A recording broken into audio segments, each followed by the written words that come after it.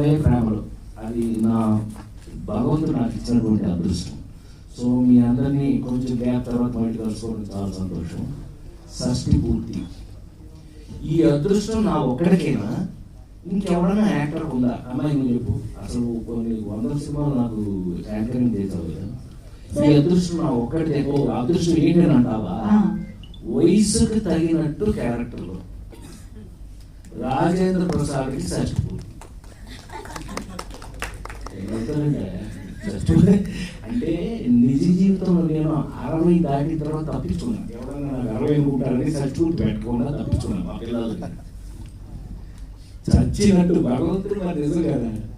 భగవంతుడు ఏం చేశాడు? 7 సేవలేరా నీకు షష్ఠి పూర్తి. ఈ సినిమా నేను మీకు చెప్పాలి అంటే, ఈ సినిమా కాదు జీవితం.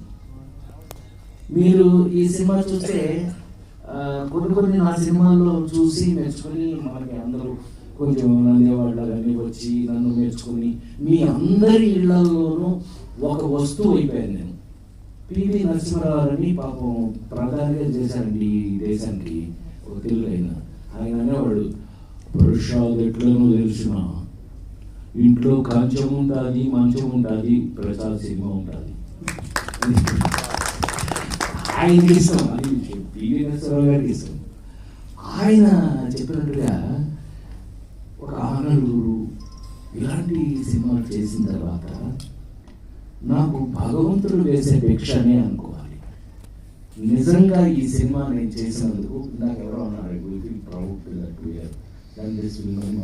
ఎవరో అన్నారు, నిజంగా ఈ సినిమాలో నేను కాదు, యాక్ట్ చేసిన అందరూ కూడా దే ఫెల్ట్ ప్రౌడ్.